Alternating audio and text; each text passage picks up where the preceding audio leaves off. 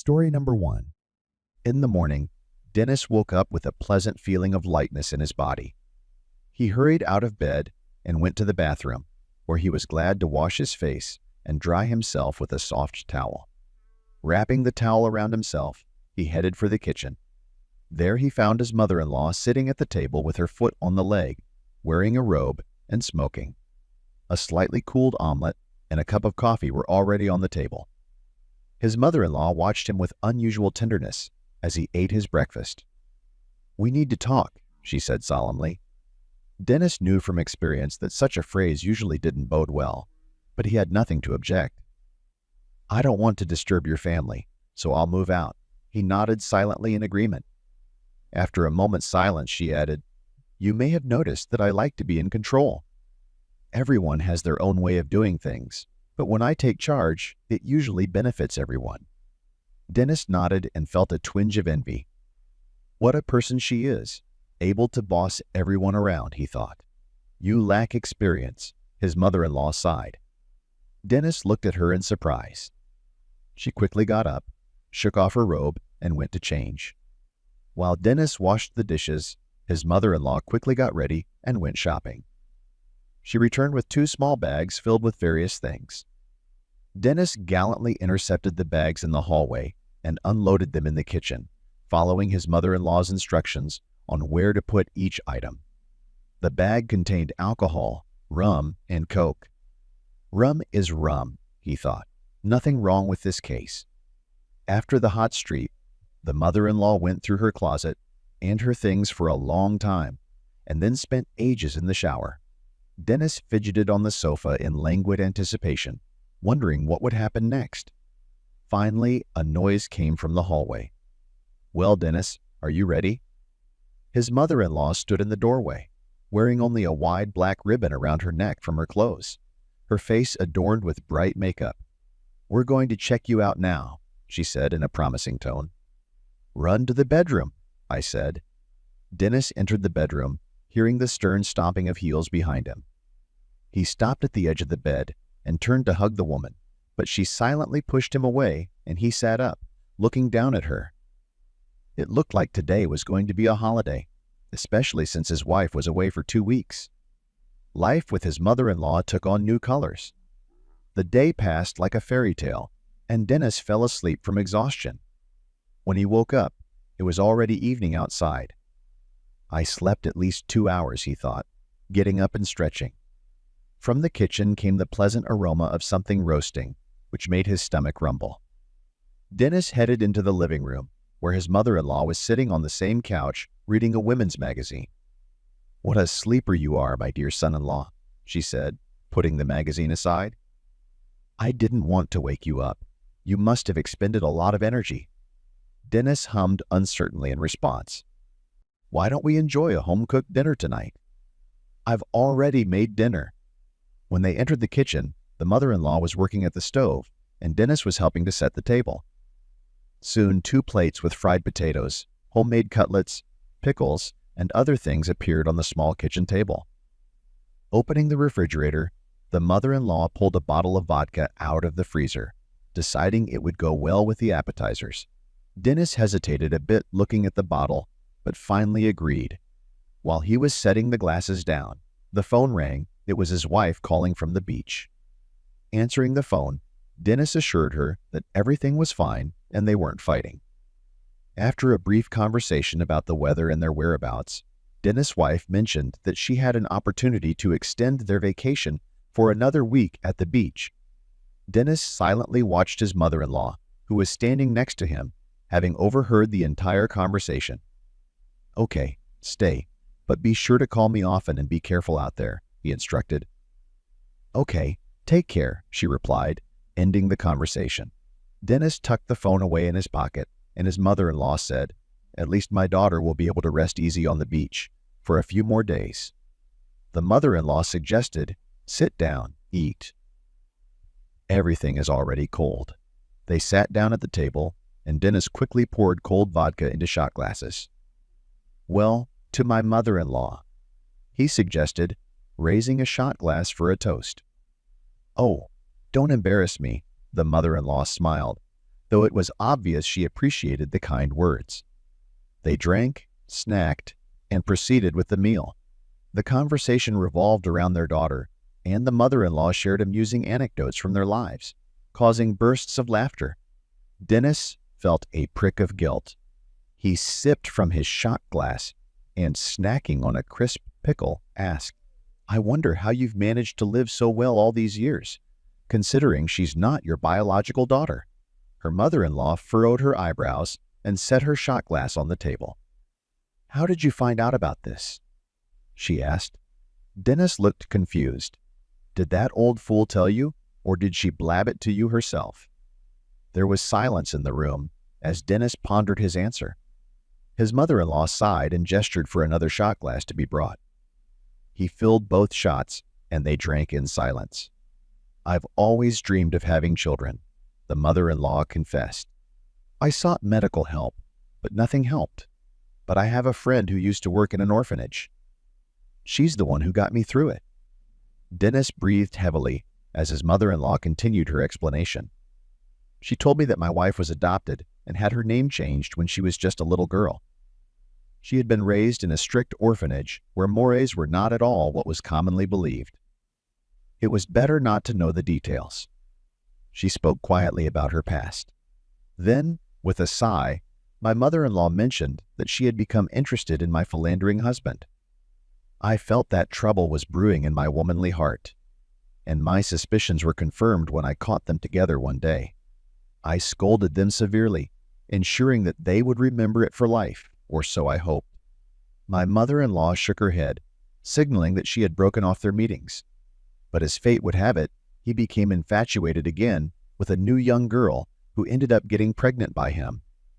He left me and my adopted daughter, and tears came to my mother-in-law's eyes. She cried hard. Dennis, overcome with emotion, dropped his fork and knelt down next to his mother-in-law, hugging her tightly.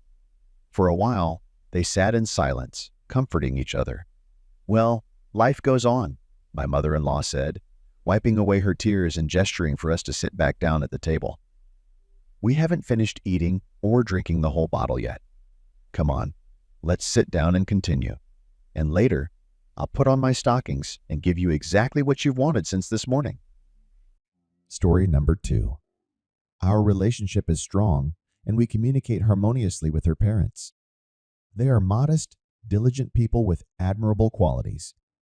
We share household responsibilities. We try to help them as much as possible so as not to burden them. We are an ordinary young family. Recently, I have noticed that I am drawn to my mother-in-law. She is an attractive woman, 39 years old, with a well-built figure. However, after seeing her pictures, I only pondered this as fantasy. I am well aware that any inappropriate act on my part could jeopardize our relationship, turn us into enemies for life. Nevertheless, one day I found myself unable to resist the temptation. It was a normal winter day when my mother-in-law and I had the day off, and my girlfriend and father-in-law were at work. I was sitting at my computer when I heard her voice from the kitchen. She asked me to go to the market and buy vegetables for a salad she was preparing. I quickly completed the task. When I returned home, I saw my mother-in-law mopping the floors. As she bent over, her ass caught my attention, igniting desire in me. However, I restrained myself and retired to my room to relieve the tension. This time, however, I decided to take action. I carefully put the bag of vegetables back in its place, then swiftly approached her from behind and gently took her buttocks. She let out a startled sigh, but not from discomfort, but from the surprise of my touch. My mother-in-law, breathing heavily, replied, "I've been dreaming of you for a long time." I noticed a faint smile on her face as she continued, "Why didn't you do it before?" "I didn't dare then. I don't dare now, but I can't hold back any longer." "You were wise to take the initiative, my dear. Ever since Amy introduced us, I've been thinking about you. I assumed you weren't interested." Then she discarded the rag, turned to me, and kissed me like I'd never been kissed by anyone before. "Let's not continue tonight. There will be plenty of time tomorrow." My husband will be home from work soon, so let's plan for tomorrow, okay? I agreed, feeling a little disappointed, and retired to my room to relieve myself. The next day, I looked forward to seeing what would happen next. It started as usual. I drove the girl to work, came home, and sat down at the computer. I tried not to rush things so as not to scare her off. Moreover, the mother-in-law took the initiative in her own hands. At first, she moved around the house as if nothing had changed. After that, there was silence. After about 10 minutes, the door to my room opened, and my stunning mother-in-law, dressed in red lingerie, appeared before me. She looked at me as if she hadn't had intimacy with her husband in years. After clearing her things off the table, she sat down on it and gestured for me to join her. I did not give my wife as much joy as I gave my mother-in-law at that moment. My mother-in-law was in high spirits that day. Later that evening, when we were alone in the kitchen, she whispered that I could visit her whenever I wanted. From then on, there were few places in the house where my mother-in-law and I didn't have fun. Every morning when she goes to shower, she calls me to join her. One fine morning, when everyone had gone to work and my mother-in-law and I were home, she said she wanted to surprise me and pulled a pregnancy test out of her pocket. Story number 3. My adored mother-in-law always showed me great tenderness. She would pinch me lightly or hug me tightly, telling me how adorable I was and that she could not resist a man like me. However, when I told my wife about it, she doubted my words and accused me of making up the story. Despite my attempts to convince her otherwise, my wife Sarah simply laughed at my arguments. She teasingly remarked that, from my stories, I seemed to have a knack for talking to women and charming them easily. "Michael, stop overthinking things," she said. "My mom just complimented you as a wonderful son-in-law and gave you a warm family hug." My wife grinned mischievously and headed into the kitchen to prepare dinner. I stood there wondering if I had exaggerated the situation. After all, it seemed unlikely that my mother-in-law would openly harass me. However, given that she had been living alone for a long time, it was possible that she couldn't help but be attracted to an attractive man, seeking attention for herself. Regardless, my mother-in-law remained a very attractive woman. While I was pondering, my spouse Sarah had already prepared dinner and called me over. I refrained from talking further on the subject, as my wife would not have believed me anyway. A few weeks later, my wife announced that she was going on a business trip abroad and would be away for about 2 weeks. To keep me company and keep me from getting bored, her mother, Anna, would be helping me. She will do the cooking and cleaning. Before I could say anything or object, my wife hurried out of the house with her suitcase. As she left, she shouted to me not to miss me. 2 days had passed since my wife had left. While I was at work, my mother-in-law arrived, cooked a meal, fed the 3 parrots, who chattered enthusiastically, a skill she had passed on to them, and left, leaving me alone in a cold bed. When I returned home Friday night, however, I found my mother-in-law in the kitchen cooking something delicious. "Hello, my handsome boy," she exclaimed loudly. "Go take a shower, freshen up while I prepare the food." I thanked Anna and, feeling hungry, quickly headed for the shower. When I returned to the kitchen, my favorite hamburgers, fried potatoes, and seaweed salad were waiting for me. After I finished eating, my mother-in-law stood up and started massaging my shoulders, offering to give me a massage. "Relax, son-in-law," she said. "You work tirelessly from morning to night. You need to relax. My daughter is gone, and you're all alone. It must be boring." I was stunned by this turn of events, but I didn't protest. I showered my mother-in-law with compliments on the delicious dinner and the fantastic massage. I was completely relaxed. I only came out of my relaxed state when my mother-in-law led me into the bedroom. And then it all started. Mother-in-law turned out to be cunning and patiently waited for an opportunity, and I was just grateful for her care. My wife was going on another week-long business trip, and every evening my mother-in-law took me from work. It was never boring. Finally, the day came when my wife returned from her business trip, and my mother-in-law and I, of course, went to meet her. Upon arrival, Sarah kissed me and then asked me if I had missed her. I smiled and replied that with a mother like hers, it was impossible to miss her. We laughed. And then my mother-in-law spoke up. "Listen, my daughter, tomorrow I will take your husband away. I want him to accompany me to the beach so that I can sunbathe and swim in the warm sea." "Okay, Mom," my wife replied.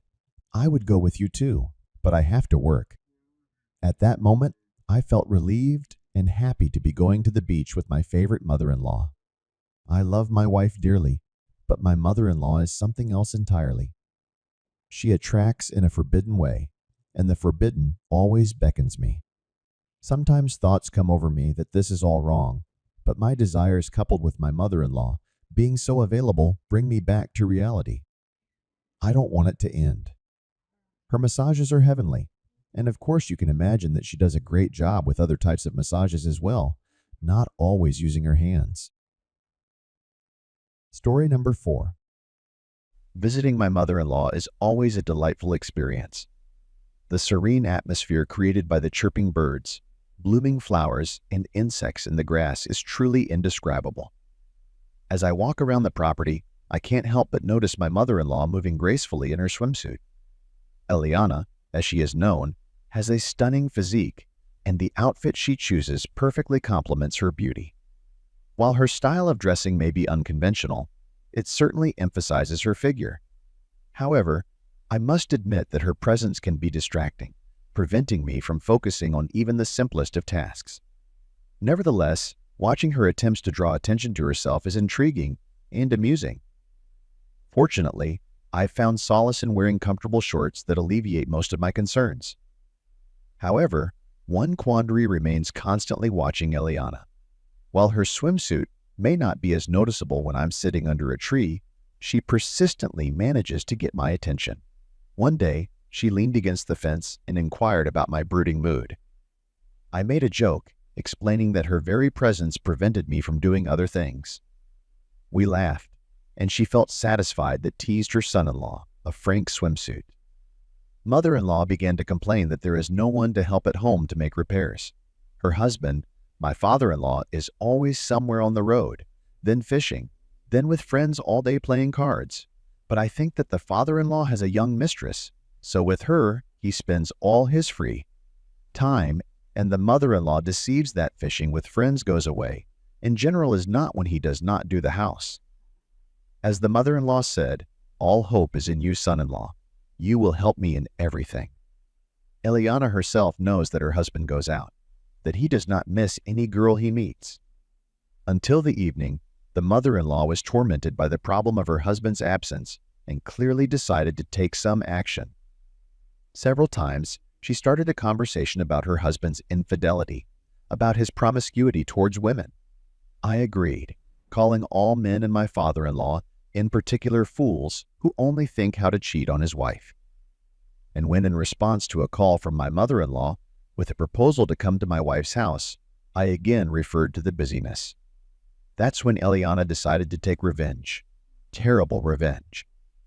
As soon as it got dark, my mother-in-law made a grand entrance, dressed up in her best outfit, and even put on lipstick. We sat by the pool, where I served her a martini and myself a beer.